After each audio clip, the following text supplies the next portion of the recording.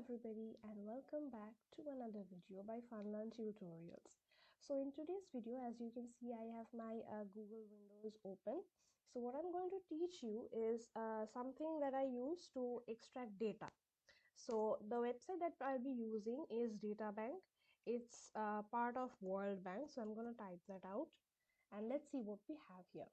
So if I type Databank World Bank on the Google section, then I get these results. And what I want to do is I'll be opening this data bank, the World Bank website. And essentially what happens is this World Bank is sort of like a repository for a lot of data.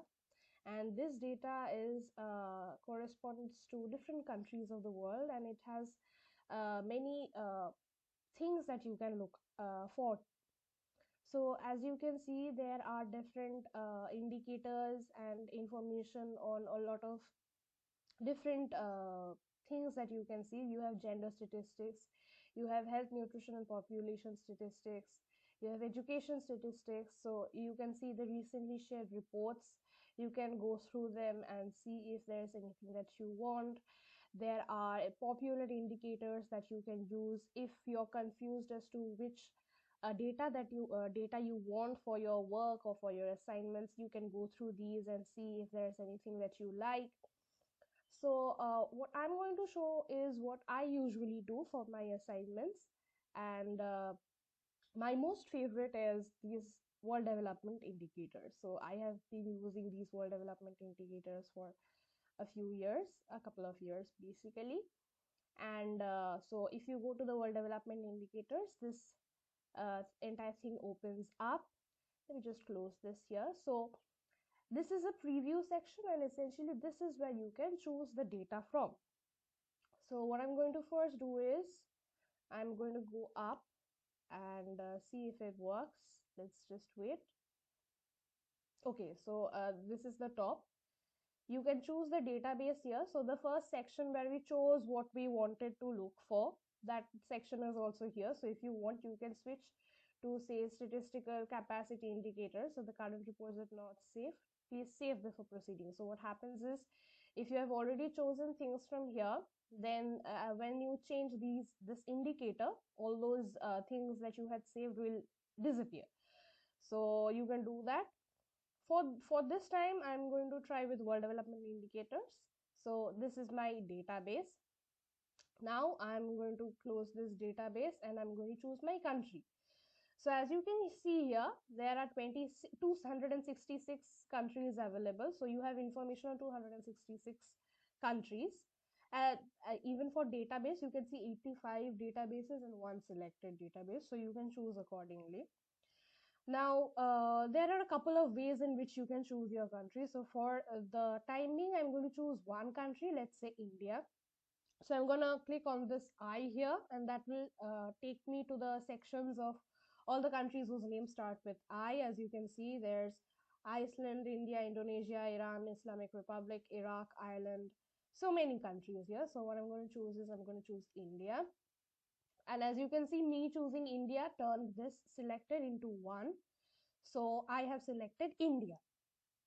Now that my country is selected, I'm going to choose my series, right? So it's loading. So that means it's basically saving my options. And as you can see here, there are so many data things the variables that you have.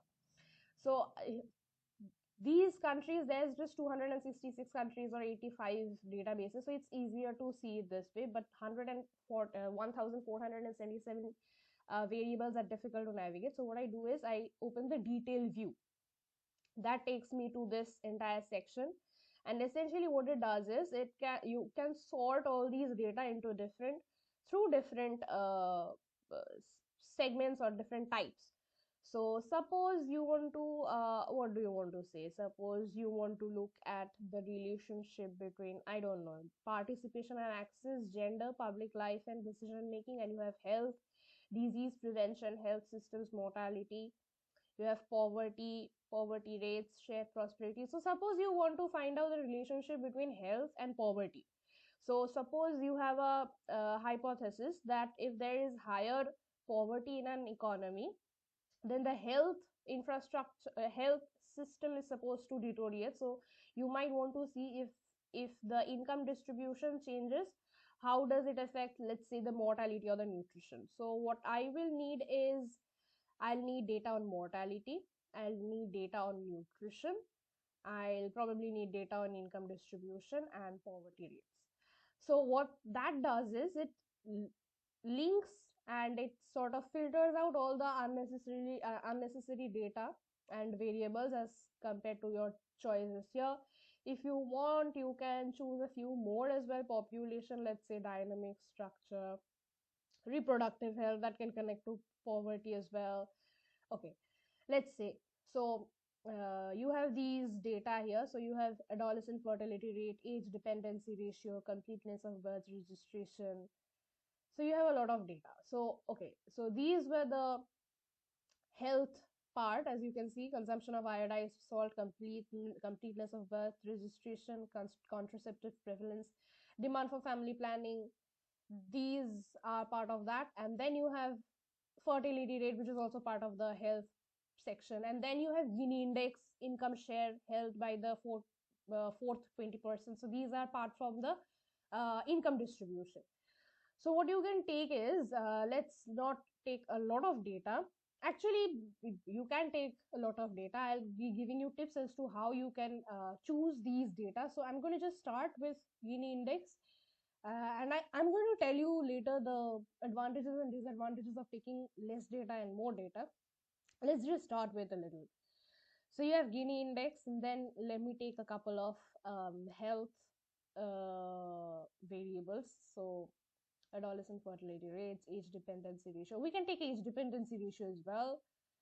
So this is percentage of working age population, and this is old percentage of working age population. So you have to look at the entire variable name and find out if there's a difference. So this is age dependency ratio, and this is age dependency ratio to old.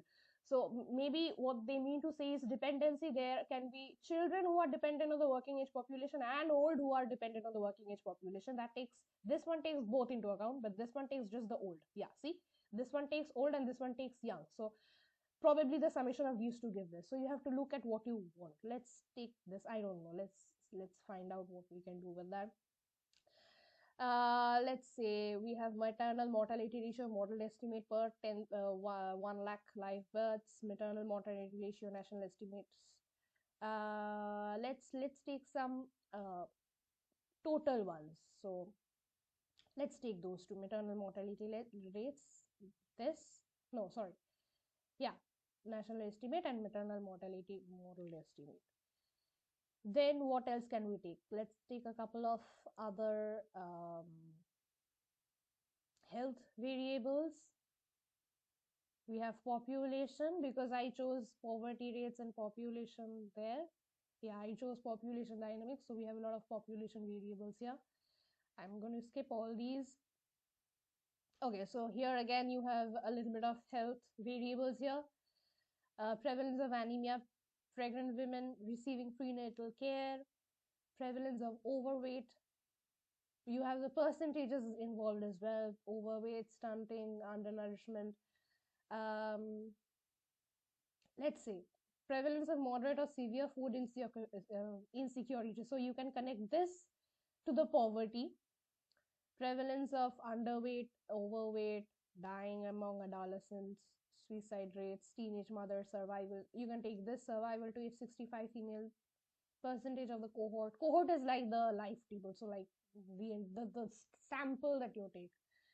So let's say we have how many we have selected. So we have selected 6 variables. Let's see what we can do with them. So I'm going to close this, and as you can see, they have selected 6 of them. And now you can choose time series. So again, the time series essentially tells you which years you want to take. So you can see here there are 63 available years for you to choose from. Let's say I'm going to choose 2022, 21, 20, 19, 18, 17, 16, 15. Again, there are different approaches of choosing your time series or country or series based upon what type of study you're doing. So just since I'm introducing this website to you, I'm just going to start with how many years did I choose? 8 years. So I'm going to close this as well. I'm going to apply the changes and it's loading. So that means it's saving my requirements. So it's sort of, you will get an Excel file like this, and this is giving you a preview. So you're going to go to download options, and then there are a couple of ways in which you can download them. I tend to download it in Excel format because that is very easily doable. So it tells me that I've downloaded it, and again this little thing is also telling me that it has downloaded. So I'm going to go to my download folders, and you can see this is the file that I'm talking about.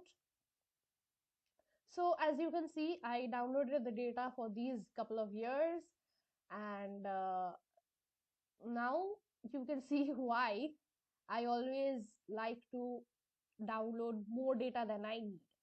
Let me just go through a couple of things in here, and I'll tell you why. So let's discuss that first.